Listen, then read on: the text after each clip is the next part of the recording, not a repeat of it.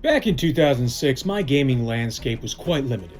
I only had 3 games: Halo, Tony Hawk, and Peter Jackson's King Kong official game of the movie. Why the fuck did they name it like that? Anyway, that's all I had. And these games were amazing. But as much as I loved fighting aliens, dinosaurs, and grinding on live wires, I wanted a game about war. I wanted a game about guns. Guns. Lots of guns. And about shooting bullets out of guns. Bullets that destroyed everything. That's all I wanted. And I thought it would remain a dream. That was until I found the game. Black.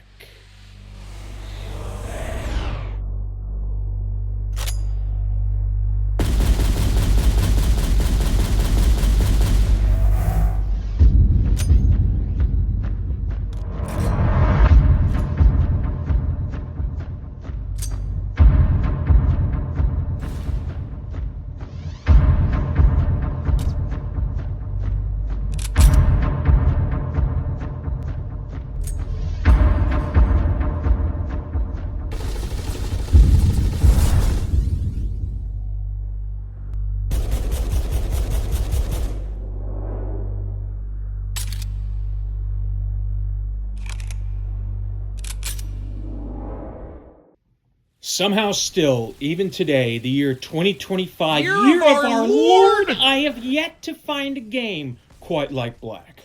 Black was developed by Criterion Games, which until that point had only developed the Burnout games. Games where you drive a car very, very fast and crash it into other cars, and sometimes you just say fuck it and you do nothing but the crashing. Boom, boom, crash, crash, car crash, zoom, zoom, fast, fast, music, fast, zooming.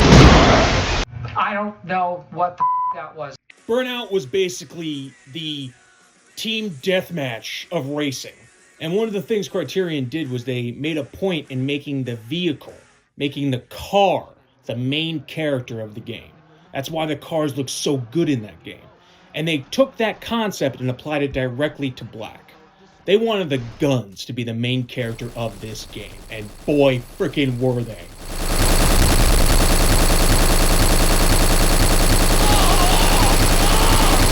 These guns look so freaking cool and are so shiny that they don't actually really exist.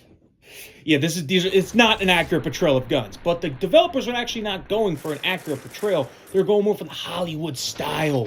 You shoot somebody and they do the Wilhelm scream and they tumble off the top of some shit. There's still, truly, till this day, no other game that can quite emulate the hallway scene of The Matrix, quite like Black can. The destruction in this game cannot be understated. Every single bullet has an effect on the environment. You're constantly kicking up dust. You can literally end with a room looking completely different than how it started, transforming the room with bullets. There are times where there's so much smoke you can't even frickin' see anything. Like, you could literally just shoot everywhere, and every single bullet has an effect. And that was the idea. Was that one of the ideas with this game is they wanted it to be fun to shoot an empty room. And boy, did they succeed. But I just cannot emphasize enough the art direction of this game was so panache. So je ne sais quoi. That level of savoir-faire. The game developers truly designed this with the goal of creating a Hollywood blockbuster that you could play through. And you could see it in every layer of it. Not just the destruction and all that, but the style, the lighting. It really feels like a movie.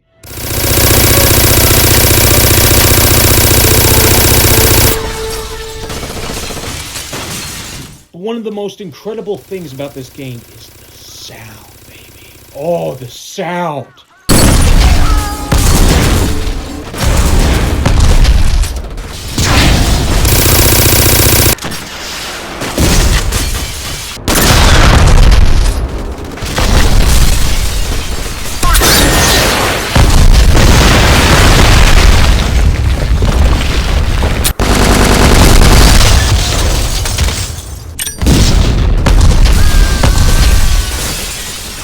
Each gun sounds like a freaking turret.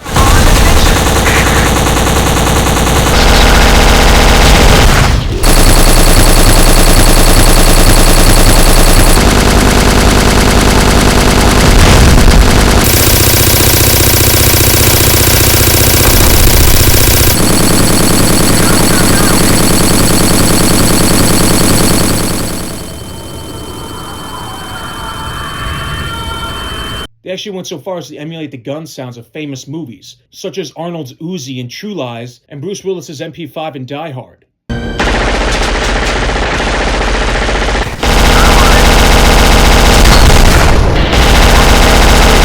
Again, this game is not trying to be realistic. I.e., no, most MP5s do not have an 80-round magazine. What the hell is even that? The developers went so far to perfect the sound in this game that they actually made it so that if 3 enemies are shooting you at one time, each enemy is shooting their gun at a different tone.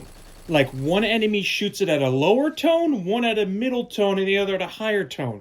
So that way you get this great cacophony of noise. And so it's literally, they called it a choir of guns. This game is gun porn.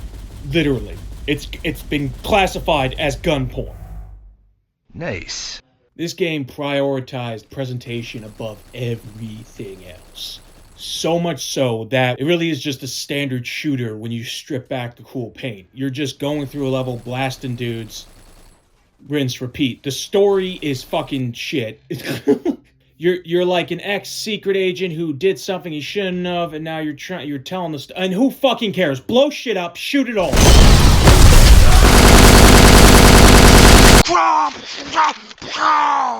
The story is not important, and frankly, it's not very well done. The actual cinematics say a lot about the time period that this game was made. It is so Bourne Identity, Mission Impossible, fucking out of frame, unfocused, barely even legible what is happening in front of me right now. What the fuck is going on here?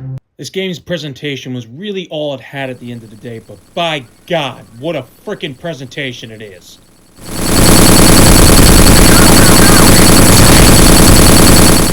And when your ears aren't being blessed by gunshots, explosions, and breaking glass, you hear one of the best soundtracks ever in a video game.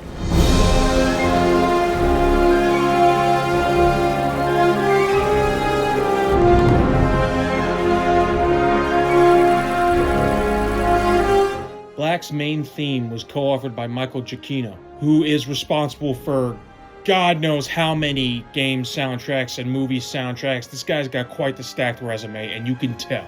But as good as this main soundtrack is, there is nothing as good as the main menu music.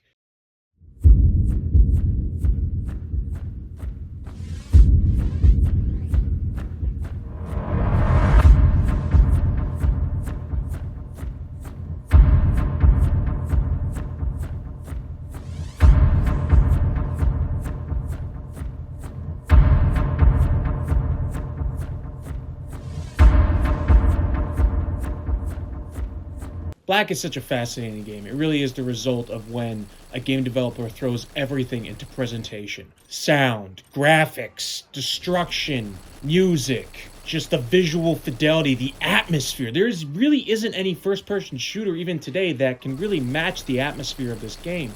This feeling of a dark, tactical shooter that looks like the result of like some of the best cinematography ever.